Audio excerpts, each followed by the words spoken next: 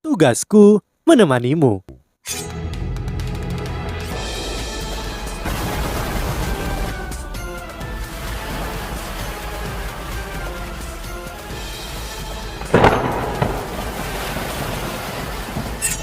Hai sahabat Pasuk, kembali lagi bersama alur cerita versi novel Solen 2 Sekte Tang yang tak tertandingi. Jangan lupa like, subscribe, dan nyalakan tanda lonceng. Mari kita lanjutkan. Dai Huabin tertegun, dia tidak mengira Guru Zoyi akan sekeras ini. Meskipun Dai Huabin adalah siswa paling kuat di antara siswa baru, dia tidak berdaya di depan Guru Zoyi dengan 6 cincin. Dia mengikuti jejak uang cutian, dia dilemparkan lewat jendela oleh Guru Zoyi. Suara Zulu dengan kemarahan dan keheranan, "Guru Zoyi, saya tidak bisa menerima ini." Guru Zoyi tiba-tiba meraihnya dan melemparkannya keluar dari jendela juga. "Jika kamu tidak bisa menerimanya, kamu juga bisa enyah." Kelas telah terguncang ketika uang cutian diusir. Tetapi sekarang keseluruhan kelas 1 telah menjadi sangat sunyi. Semua orang untuk sesaat merasa kaget. Ruang langsung berubah menjadi kuburan. Mata Guru Wangyan melebar. Dia akhirnya menyadari mengapa Guru Zoyi tidak pernah dipromosikan menjadi guru berpangkat tinggi. Emosinya terlalu seperti ini. "Guru Zoyi!" Guru Wangyan buru-buru berteriak. Guru Zoyi muncul di depannya dalam sekejap, mengejutkan para siswa. Mereka berpikir bahwa dia akan mengusir Guru Wangyan juga. "Guru Wangyan, Anda adalah guru utama yang bertanggung jawab atas kelas 1, sementara saya adalah asisten guru. Namun, saya memiliki kualifikasi untuk melaksanakan pengajaran pribadi saya. Karena itu, saya harus menyusahkan Anda untuk membuat laporan ke akademi." Uang cutian, Dai Huabin, dan Zulu telah sangat melanggar disiplin kelas. Melihat bahwa mereka adalah murid inti dari halaman luar atau murid inti sementara, saya tidak dapat mengusir mereka. Namun saya ingin akademi memindahkan mereka keluar dari kelas ini. Karena saya menolak mengajar siswa jenis ini. Wu Feng tidak menghadiri kelas hari pertama dan belum memberi alasan ketidakhadirannya. Jadi saya ingin meminta akademi memindahkan ke kelas lain juga. Guru Wangyan buru-buru menjawab. "Guru Zoyi, tenang. Mereka adalah murid inti." Guru Zoyi menatapnya dengan dingin. "Di mata saya hanya ada murid yang taat dan tidak taat. Murid yang luar biasa dan sampah. Tidak ada murid inti. Saya sudah memutuskannya. Sekarang Anda bisa melanjutkan mengajar siswa di kelas. Saya akan mengajar siswa di luar." Dengan itu, dia berbalik dan meninggalkan ruang kelas. Xiao Xiao berbisik, "Yu Hao, lihat itu. Guru Zoyi membantumu untuk ketidakadilan yang telah kamu derita. Saya suka perlindungannya." Wang Dong menyahut, dominasinya telah diekspos. Guru Zoyi benar-benar mendominasi. Hanya 3 menit dia mengeluarkan 3 murid inti serta 1 murid inti sementara. Bahkan Guru Wangyan merasa bahwa dia orang gila. Semua siswa yang hadir merasakan perasaan krisis yang sangat kuat. Murid inti tidak bisa diusir oleh guru, tetapi siswa biasa. Dengan ini, siapa yang berani menentang otoritas Guru Zoyi? Para siswa baik di dalam maupun di luar kelas tiba-tiba menjadi sangat patuh. Guru Wangyan memulai kelasnya dengan hati yang penuh depresi. Bahkan jika dia ingin menuduh Guru Zoyi melakukan pelanggaran, dia harus menunggu sampai kelas selesai. Namun Guru Wangyan dengan cepat menemukan bahwa suasana kelas telah berubah. Dibandingkan kemarin, 30 siswa yang tersisa di kelas sangat serius sampai-sampai mereka pada dasarnya tampak haus akan pengetahuan. Terlebih lagi, disiplin di kelas telah menjadi sangat baik sehingga dia tidak menemukan apapun yang rewel. Menjadi agak ketat, sepertinya tidak buruk. Uang cutian, Zulu, dan Dai Huabin saat ini merangkak dari tempat mereka mendarat. Mereka bertiga agak kaget. Tidak pernah mengharapkan situasi seperti ini. Dai Huabin merasa memiliki kualifikasi untuk menjadi ketua kelas. Karena Wang Dong tidak setara dengan kekuatannya. Namun dia tidak pernah berharap Guru Zoyi tidak peduli tentang kultivasinya atau identitasnya. Dia bahkan dibuang keluar dari kelasnya.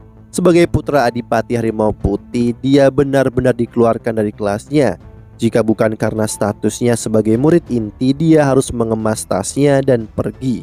Untuk sesaat Dai Huabin begitu dipenuhi dengan kebencian, sehingga dia mengepalkan tinjunya siap meledak.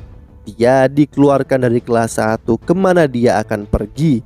Jika ke kelas 2 di sana hanya mengajar sistem kelincahan.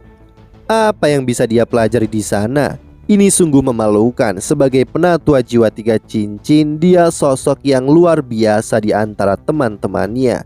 Namun di tempat seperti Akademi Shrek, di mana para ahli seperti bintang di langit, dia layaknya kentut.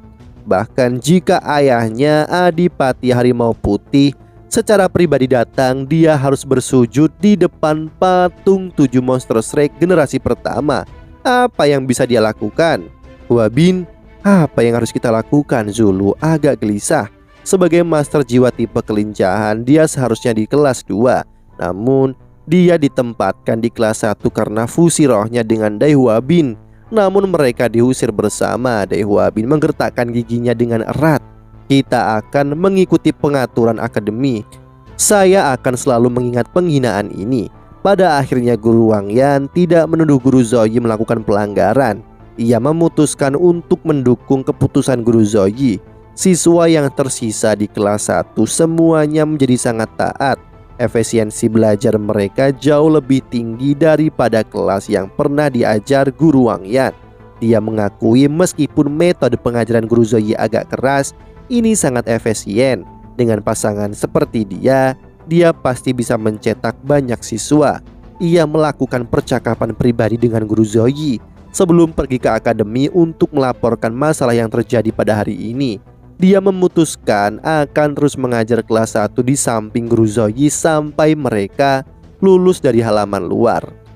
Guru Zoyi setuju dengan ini. Ekspresi Duelun sangat marah.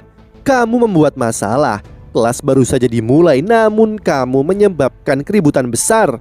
Siswa baru yang kamu ajar memperoleh hasil terbaik dalam penilaian siswa baru sehingga kamu dipromosikan menjadi guru berpangkat tinggi.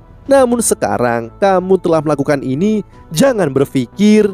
Guru Zoyi dengan acuh tak acuh menjawab, ini adalah cara saya mengajar murid-murid saya. Biarlah jika saya tidak menjadi guru berpangkat tinggi dan Anda ingin menyingkirkan saya akan terus mengajar seperti ini. Kamu. Dalam kemarahan, Duelun hampir memutuskan untuk benar-benar menyingkirkannya. Tetapi orang harus mengakui bahwa cara dia mengajar sangat efisien.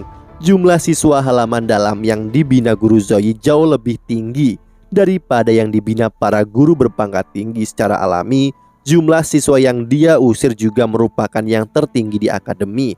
Guru Wang Yan buru-buru menjawab menenangkan suasana. Direktur Du, tolong jangan marah. Sebenarnya Guru Zoyi tidak benar-benar salah. Siswa-siswa baru ini terlalu percaya diri karena bakat mereka yang membuat mereka agak memberontak. Tapi mereka jauh lebih patuh setelah pelajaran hari ini. Ini akan sangat menguntungkan kelas mereka dan masa depan kita. Selain itu, tidak ada siswa yang benar-benar dikeluarkan Guru Zoyi. Mereka masih memiliki identitas sebagai murid inti sehingga mereka masih dapat menerima pengajaran dari para guru halaman dalam. Sehingga itu tidak akan terlalu mempengaruhi mereka. Karena itu saya mendukung pengajaran ketat Guru Zoyi dalam menghasilkan siswa yang cerdas. Setelah mendengarkan kata-kata Guru Wang Yan, ekspresi Duelun menjadi jauh lebih baik. Dia menunjuk ke arah Guru Zoyi dengan ekspresi putus asa. Apakah kamu punya sisi baik? Kapan kamu menjadi lebih lembut? Guru Zoyi menjawab, ketika Fan Yu berpikir bahwa aku tidak lembut. Duelun merasa seperti akan menjadi gila jika Guru Zoyi tinggal di sini lebih lama. Dia buru-buru berkata, baiklah kalau begitu, kalian berdua bisa pergi. Zoyi, mulai sekarang aku tidak akan peduli dengan keributan yang kamu buat. Namun, kamu harus membimbing kelas ini dari tahun pertama hingga mereka lulus. Jika kamu belum menghasilkan 5 murid halaman dalam, saya akan memecatmu. Jika Dai Huabin, Zulu dan Wu Feng serta Huang Cutian masih di kelas 1, Guru Wang Yan tidak akan terlalu memikirkan permintaan ini. Namun dia merasa tidak yakin karena keempatnya sudah dipindahkan. Guru Zoyi tidak mengungkapkan kelemahannya saat ini. Dia menjawab, hanya akan ada lebih dari itu, tidak kurang. Dia berbalik dan pergi saat Guru Zoyi dan Guru Wang Yan membuat laporan mereka ke Duelun. Yu Hao berjalan menuju ke sekolah senjata roh sendirian untuk pertama kalinya. Mulai hari ini dan seterusnya, dia harus belajar dari Guru Fan Yu di sekolah senjata roh. Dengan lencana emas yang diberikan Guru Fan Yu di tangannya, Yuho memasuki sekolah senjata roh tanpa hambatan. Dia langsung pergi ke area pengujian 12. Setelah dia membuka pintu, dia melihat He Chaito sibuk mengacaukan sesuatu di atas meja logam, sementara Guru Fan Yu berdiri di sampingnya membimbingnya. Guru Fan Yu, kakak senior He, Wo Yuho bergegas menghampirinya. Melihat He Chaito mengotak-atik beberapa bagian logam, Guru Fan Yu tersenyum. "Kamu sudah datang. Saya mendengar tentang apa yang terjadi kemarin. Kerja bagus. Pria sejati tidak bisa menyerah. Chaito, berhati-hatilah. Anda harus menanganinya sendiri sebentar." Setelah He Chaito menyapa Yu Hao, Guru Fan Yu membawa Yu Hao ke meja logam lain. Guru Fan Yu menarik kursi melihat ke arah Yu Hao. "Kamu murid terakhirku, jadi aku pasti akan mengajarimu dengan cara yang berbeda dari guru lainnya. Jadwal kita akan jauh lebih ketat. Anda harus datang ke sini setidaknya 2 jam setelah makan malam sebelum beristirahat. Oke, aku akan menjelaskan sesuatu.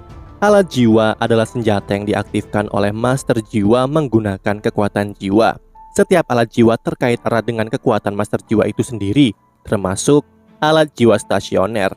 Meskipun membutuhkan hanya sangat sedikit kekuatan jiwa, tapi itu tetap menggunakan kekuatan jiwa.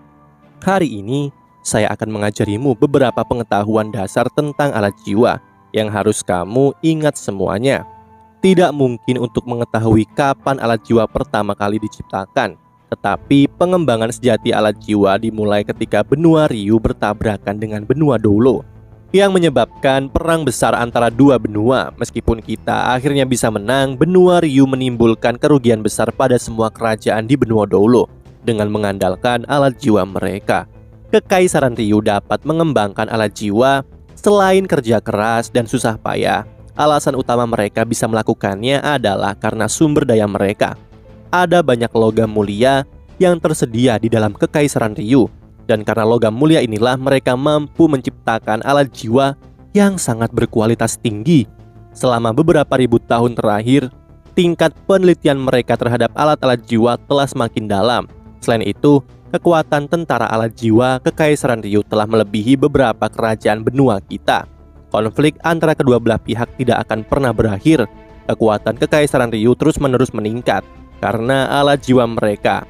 Jika bukan karena mereka kekurangan ahli yang sempurna, mereka pasti sudah memulai perang habis-habisan.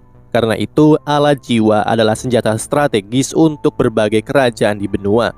Namun, alat jiwa membutuhkan seorang guru jiwa yang cocok untuk menggunakannya, jadi menghambat penggunaan secara besar-besaran. Kalau tidak, konflik yang akan terjadi akan lebih mengerikan. Akademi Shrek adalah nomor 1 di benua ini, namun itu hanya merujuk pada sekolah roh pelindung. Sekolah senjata roh bukan peringkat tertinggi di benua. Hah? Bukan? Apakah sekolah senjata roh nomor 1 ada di Kekaisaran Ryu? Yu Hao bertanya. Fan Yu mengangguk. Kamu benar. Sekolah senjata roh peringkat teratas milik Kekaisaran Ryu. Ini dikenal sebagai Akademi Kekaisaran Teknik Jiwa dan memiliki spesialisasi dalam insinyur jiwa. Mereka memiliki keuntungan besar melebihi kita. Sebagai contohnya, mereka adalah orang pertama yang menciptakan alat jiwa stasioner. Kita selalu berusaha mengejar Akademi Kekaisaran Teknik Jiwa, tapi tidak pernah berhasil mengejar mereka. Namun saya percaya bahwa situasi seperti ini tidak akan bertahan selamanya. Kita memiliki keunggulan sendiri yang terletak pada kenyataan bahwa kita memiliki master jiwa yang jauh lebih berbakat. Langit itu adil. Mereka memberi Kekaisaran Ryu banyak sumber daya, tetapi mereka tidak memberi mereka terlalu banyak master jiwa yang berbakat. Ada pepatah di dunia insinyur jiwa, semakin kuat sebuah alat jiwa, semakin kuat master roh yang dibutuhkan untuk menggunakannya. Namun pada saat yang sama, membutuhkan master roh yang kuat untuk menciptakan alat jiwa yang lebih kuat itu sendiri. Ini adalah jalan yang saat ini kita ikuti. Aku akan memberimu penjelasan sederhana tentang jajaran yang dimiliki para insinyur jiwa dan apa jenis alat jiwa yang ada. Penguasa jiwa yang meneliti, menciptakan, dan menggunakan alat jiwa disebut sebagai insinyur jiwa. Insinyur jiwa memiliki level yang berbeda, tetapi gelar mereka tidak serumit Grandmaster jiwa, penatua jiwa, leluhur jiwa, dan sebagainya. Kita memisahkan mereka berdasarkan kelas. Dengan demikian, ada insinyur jiwa kelas 1 hingga kelas 10. Saat ini, insinyur jiwa terkuat di seluruh benua adalah kelas 9. tidak ada insinyur kelas 10. Apakah kamu tahu apa masalahnya? Yu Hao menggelengkan kepalanya dengan kosong. Guru Fan Yu melanjutkan, perbedaan kelas antara insinyur jiwa ditentukan kelas alat jiwa yang dapat mereka kontrol. Saya akan memberi sebuah contoh. Jika dapat membuat dan mengendalikan alat jiwa yang cocok untuk master jiwa yang berada di peringkat jiwa 10 ke bawah, kamu akan menjadi insinyur jiwa kelas 1. Jika dapat membuat dan menggunakan alat jiwa yang cocok untuk master jiwa peringkat jiwa 10 hingga 20, kamu adalah insinyur jiwa kelas 2. Mengikuti aturan ini, para insinyur jiwa kelas 9 pasti seorang judul dulu juga. Adapun insinyur jiwa kelas 10, langkah pertama yang harus mereka capai adalah memiliki kultivasi setidaknya peringkat 95. Ada batas jumlah energi yang dimiliki seseorang. Kultivasi seorang guru jiwa sangat sulit. Bahkan seorang jenius harus mati-matian untuk bisa mencapai peringkat 90 judul dolo cincin 9. Apalagi jika ditambah ia harus meneliti alat jiwa juga. Karena itu, meskipun insinyur jiwa itu banyak, para insinyur jiwa tingkat tinggi sangat jarang. Dari yang aku tahu, hanya ada 3 insinyur jiwa kelas 9 di Kekaisaran Ryu. Namun, insinyur jiwa peringkat tertinggi di benua Dolo hanya ada di kelas 8,5. Wu Yu Hao bertanya dengan heran, bahkan ada setengah peringkat. Guru Fan Yu menjawab, insinyur jiwa kelas 8,5 itu sebenarnya adalah milik akademi kita. Dia adalah dekan sekolah senjata roh. Dia sudah mencapai peringkat titel Doulo, tapi saat ini dia tidak dapat membuat alat jiwa yang kuat yang hanya bisa digunakan oleh titel Doulo. Itu sebabnya kami memanggilnya insinyur jiwa kelas 8,5. Kenyataannya, kita tidak memiliki insinyur jiwa kelas 9 di 3 kerajaan di benua kita. Seorang insinyur jiwa kelas 10 belum pernah muncul di benua ini.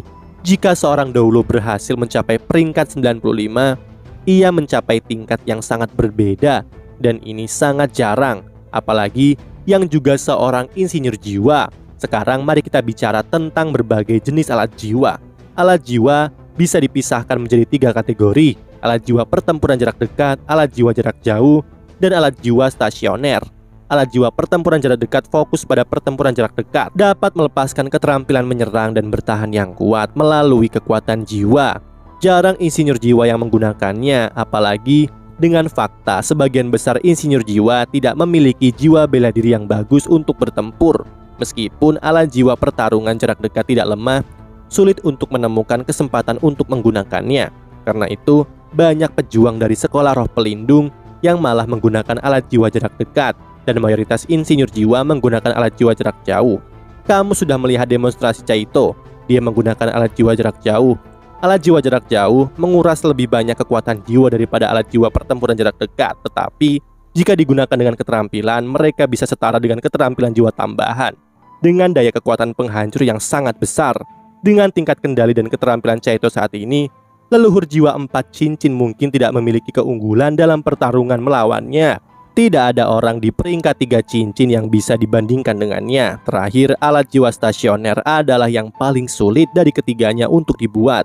Dengan persyaratan material dan teknik kreasi dapat digambarkan dengan frasa untuk menyempurnakan sesuatu yang sudah luar biasa. Susunan formasi yang sangat rumit harus diukir pada alat jiwa ketika diciptakan, dan juga perlu menggunakan kekuatan jiwa sebagai sumber untuk menyalakannya. Ini memiliki jumlah kekuatan dan jangkauan terbesar, tetapi menghabiskan sumber daya terbesar di antara ketiga jenis alat jiwa. Selain itu, ini memiliki masalah. Tidak seperti alat jiwa jarak jauh yang dapat mengunci lawannya, pengguna harus secara manual mengarahkan alat jiwa stasioner. Ini adalah alasan utama saya dapat tertarik dengan deteksi spiritualmu. Sejak munculnya penggunaan alat jiwa stasioner di medan perang, jarak antara kedua benua berkurang dari segi kekuatan. Jika bukan karena mereka takut, karena kita memiliki lebih banyak ahli yang sempurna daripada mereka, Kekaisaran Ryu pasti tidak akan menahan begitu lama. Karena itu, fokus utama penelitian saya adalah pada alat jiwa stasioner. Begitu kita dapat secara akurat meluncurkan serangan jarak jauh dengan alat jiwa stasioner, itu akan memainkan peran penting dalam setiap konflik di masa depan. Selain alat jiwa jarak dekat, jarak jauh, dan stasioner, ada juga subdivisi alat jiwa, misalnya tipe serangan, tipe pertahanan, iluminasi, dan alat jiwa lainnya, yang secara bertahap akan saya ajarkan cara membuatnya dan menggunakannya di masa depan. Nah, sekarang kita akan pindah ke bagian terakhir dari kursus kilat hari ini, komponen dari alat jiwa. Fan Yu mengambil kotak logam persegi panjang. Fan Yu mengikat kotak logam ke lengan kirinya lalu memastikan itu nyaman. Setelah itu dia mengetuknya. Kotak hitam segera mulai berubah. Serangkaian dentang terdengar ketika kotak hitam menutupi lengan kirinya. 3 tonjolan setebal ibu jari muncul di atasnya. Alat jiwa ini dikenal sebagai meriam lengan. Ini adalah alat jiwa jarak jauh yang relatif umum dan diaktifkan oleh kekuatan jiwa. Guru Fan Yu mengangkat tangannya. 3 sinar cahaya putih melesat keluar dari 3 tabung logam yang muncul. Dan gelombang kekuatan jiwa yang kuat segera melesat ke kejauhan. Mereka menabrak dinding logam yang jauh, langsung menyebabkan lingkaran cahaya muncul di dalamnya. Prinsip di balik alat jiwa sebenarnya sangat sederhana. Dengan menggunakan metode dan teknik khusus mengubah kekuatan jiwa menjadi energi yang merusak. Teknik yang paling umum digunakan adalah kompresi. Alat jiwa sebagian besar terbagi menjadi 3 bagian, kulit luar, kulit dalam, dan inti. Kulit luar adalah apa yang dapat dilihat di bagian luar alat jiwa. Perlu menggunakan logam yang paling tahan lama dan tahan panas untuk membuat kulit terluar sehingga mencegahnya agar tidak mudah hancur dalam jangka panjang. Paling penting dari kulit adalah kemampuannya untuk memperbesar kekuatan jiwa. Karena itu harus dibuat menggunakan logam konduktif yang sangat berharga seperti kristal atau perak. Karena bagian inilah para insinyur jiwa di bawah kelas 7 lebih kuat daripada penguasa jiwa dalam pertempuran berkepanjangan. Karena insinyur jiwa melepaskan sedikit kekuatan jiwa tapi diperbesar kekuatannya. Terakhir, inti dari alat jiwa dibuat menggunakan jenis logam dan permata yang paling berharga.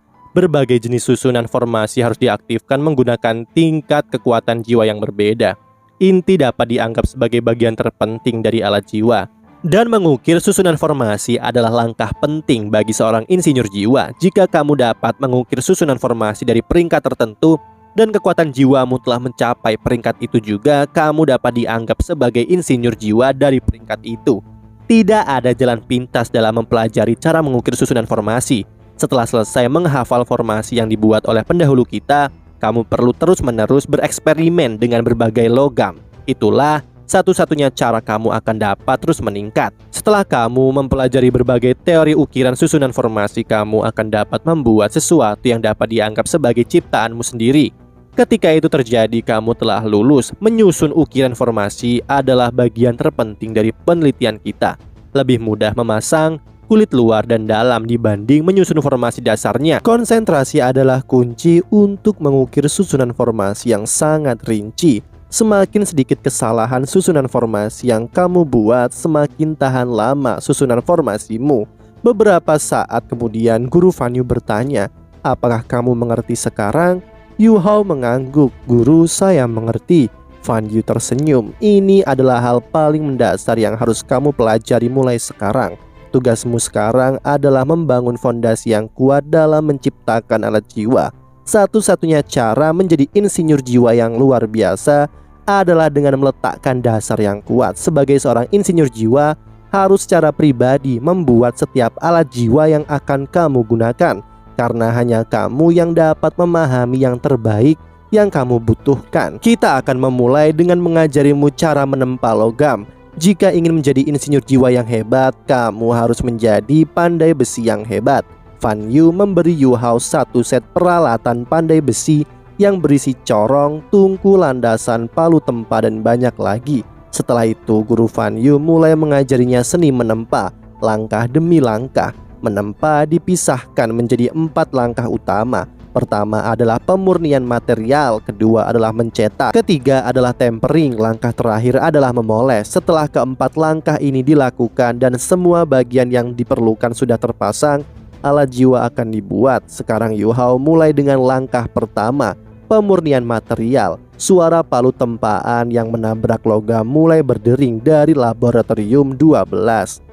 Keesokan harinya, pada jam makan malam, Wang Dong memperhatikan tangan Yu Hao terlihat bergetar. "Hei, kenapa tanganmu gemetaran?" Wang Dong bertanya bingung. Yu Hao menjawab dengan cemberut, "Kamu pukul balok logam dengan palu logam selama lebih dari 1 jam. Melihat apa yang terjadi pada tanganmu. Jika saya tidak memiliki tangan giok, tangan saya ini pasti akan penuh dengan luka." Saat mereka makan, Yu Hao memberi Wang Dong penjelasan singkat tentang dasar-dasar rekayasa alat jiwa yang telah diajarkan Guru Fan Yu padanya. Setelah dia selesai mendengarkan, Wang Dong memiliki ekspresi tidak setuju di wajahnya. Bukankah kamu menciptakan lebih banyak masalah untuk dirimu sendiri? Guru Fan Yu mengatakan juga begitu kita telah mencapai peringkat Sage Jiwa 7 cincin, insinyur jiwa sama sekali tidak cocok untuk melawan master jiwa. Kamu sudah tertinggal dalam hal kultivasi. Namun kamu memutuskan untuk mengambil waktu istirahat untuk berlatih sebagai seorang insinyur jiwa. Bukankah ini akan memperlambat laju peningkatanmu? Yu Hao menggelengkan kepalanya.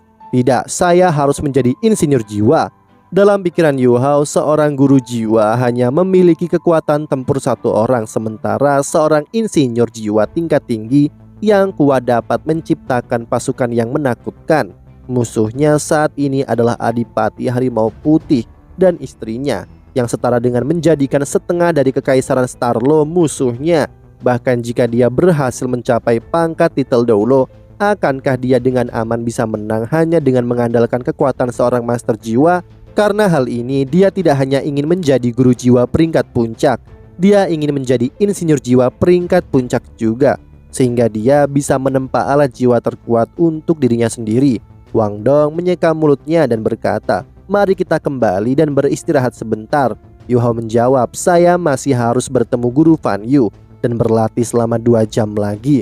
Kamu bisa kembali dulu, kita bisa bermeditasi begitu aku kembali." Wang Dong menggosok dahinya. "Yu Hao, kamu tahu, kadang aku berpikir kamu adalah orang gila." Yu Hao terkekeh, "Orang gila yang lucu?"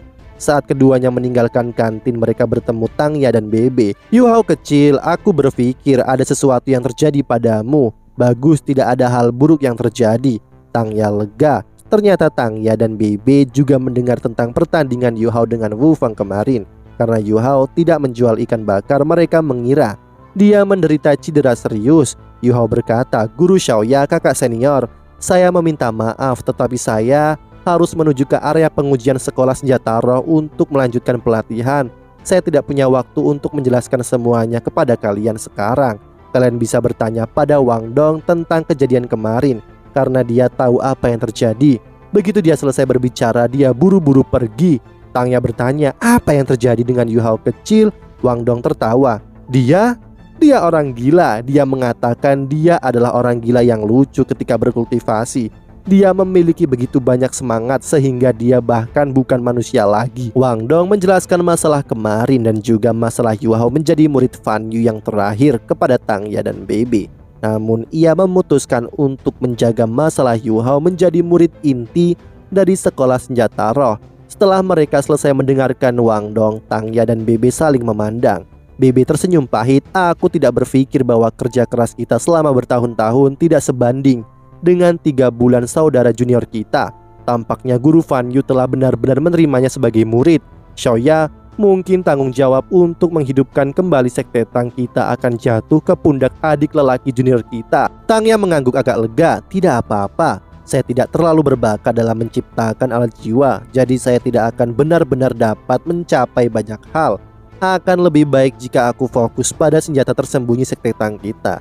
Dengan ekspresi bingung, Wang Dong bertanya, "Kakak senior, guru Xiaoya, apa yang kalian bicarakan?" Bebe berkata, "Sejak pengembangan alat jiwa berkecepatan tinggi dimulai, sekte Tang mulai menurun. Tidak ada yang mau dengan senjata tersembunyi, karena itu kami kehilangan banyak penghasilan." Tang Ya dan saya menyadari satu-satunya kesempatan untuk membangkitkan sekte Tang adalah menggabungkan senjata tersembunyi dengan alat jiwa modern. Karena itu kami berdua memasuki sekolah senjata roh. Namun saya adalah murid inti dari sekolah roh pelindung. Saat ini saya hanya seorang insinyur jiwa kelas 1. Xiaoya dapat menghabiskan lebih banyak waktunya di sana, tetapi kepribadiannya membuatnya sulit untuk fokus saat dia belajar dan meneliti. Dia hanya insinyur jiwa kelas 2 saat ini, dan akan sulit baginya untuk maju ke insinyur jiwa kelas 3. Tang Ya menyela. Tapi guru Fan Yu berbeda. Guru Fan Yu adalah jenius nomor 1 dari sekolah senjata roh. Ia adalah salah satu dari insinyur jiwa kelas 8 di seluruh benua. Dia nomor 2 setelah 2 dekan sekolah senjata roh, dan dia satu-satunya orang di sejarah akademi kita yang kemungkinan mampu menjadi insinyur jiwa kelas 9. Dia juga kandidat saat ini untuk menggantikan dekan. Intinya, jika kamu bisa menjadi muridnya, kamu pada dasarnya telah memasuki lingkaran pusat sekolah senjata roh. Anda tidak hanya akan menerima pendidikan terbaik, Anda juga akan mendapat dukungan menyeluruh dari sekolah senjata roh.